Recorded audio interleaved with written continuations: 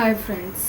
तो मैं आपको बताने जा रही हूँ कि सुप्रीम कोर्ट ऑफ इंडिया क्या है, क्योंकि सुप्रीम कोर्ट ऑफ इंडिया हमारे एग्ज़ाम में बहुत बार पूछा जाता है और हमें इसके बारे में पता भी होना चाहिए। और हर एग्ज़ाम्स में Supreme court of India is very important, so हमें इसका ध्यान रखना चाहिए। मैं आपको बताने जा रही हूँ कि क्या होता है एग्जैक्टली।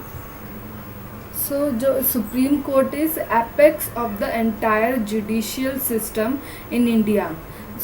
जो सुप्रीम कोर्ट है सबसे एपेक्स बॉडी है, उसके बाद हाई कोर्ट आता है, उसके बाद डिस्ट्रिक्ट कोर्ट आता है, देन हमारा जो सिविल कोर्ट्स आते हैं वो हमारे सबसे नीचे आते हैं। तो सबसे ऊपर कौन सा आता है? Supreme court.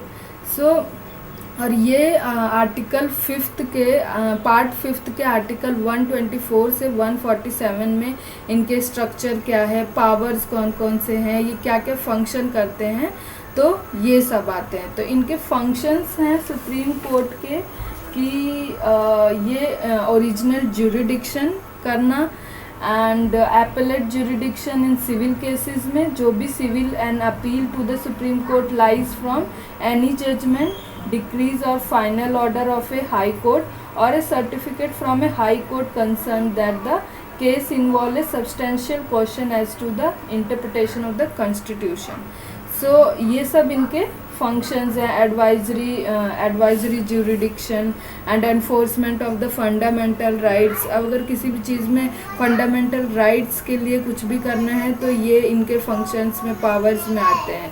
तो सुप्रीम कोर्ट किस किस से बनता है अभी हम बताएंगे। पहला तो चीफ जस्टिस होता है एंड 30 अदर जस्टिस होते हैं। तो chief justice and 30 other justice को मिलाकर ये सुप्रीम कोर्ट बनते हैं। तो इनके फॉर्मेशन में हमें 30 मोस्ट जजेस होने चाहिए। There is provision for appointment of ad hoc judges and even the retired judges may be at times when the necessary arises requested to be present.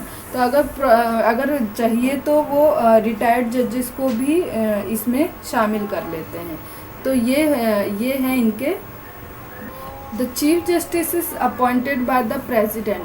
Chief justice कौन अपॉइंट करता है? President के through ये appoint होते हैं। And consult किससे करते हैं? सुप्रीम कोर्ट से, हाई कोर्ट से। तो अगर हमें सुप्रीम कोर्ट के चीफ जस्टिस को अपॉइंट करना है तो प्रेसिडेंट को सबसे पहले इन्हें अपॉइंट करना होगा। और किसकी राय सलाह से? सुप्रीम कोर्ट के एंड हाई कोर्ट के। तो 21 फरवरी 2008 को जब यूनियन कैबिनेट ने अपना किया था, बोला था कि हमें नंबर इंक्रीज़ करना चाहिए सुप्रीम कोर्ट के। पहले सुप्रीम कोर्ट 26 थे, अभी 31 हो गए। तो 21 फरवरी 2008 को यूनियन कैबिनेट ने इंक्रीज़ कर दिया था number. Chief Justice of India administer the oath of affirmation to the President and the President administers the oath of office to the Vice President. अब आता है कि सैलरीज ऑफ जजेस ऑफ द सुप्रीम कोर्ट कैसे होता है decide. तो salaries जो होती हैं वो आर्टिकल 125 में दी हुई हैं। जो कंसोलिडेटेड फंड ऑफ इंडिया एक मतलब कि मैं अभी आपको बताती हूँ तो कि कंसोलिडेटेड फंड ऑफ इंडिया क्या होता है।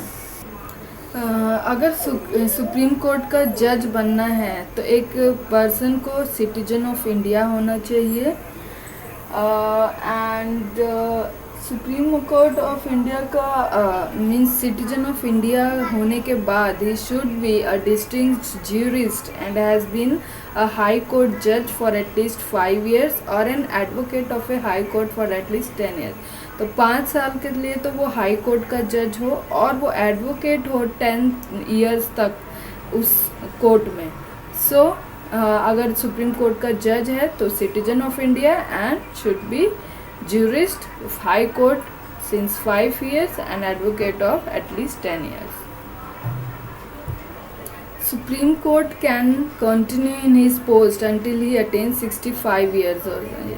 तो जो हाई कोर्ट है उसमें 62 years ऑफ एज तक ही वो अपना पोस्ट को कंटिन्यू कर सकते हैं। लेकिन 60 ये जो सुप्रीम कोर्ट है इसमें 65 ईयर्स तक वो कर सकते हैं अपना कंटिन्यू। तो वो उनकी एज क्या होती है सुप्रीम कोर्ट के जज के लिए 65 ईयर्स तक ही वो अपने पोस्ट पे रहते हैं। The power of judicial review is vested in the supreme court and high court. अगर कोई भी जुडिशियल रिव्यू करना है, किसी भी केस में जुडिशियल रिव्यू है, तो वो कौन करेगा? सिर्फ supreme court and high court, यही कर सकते हैं।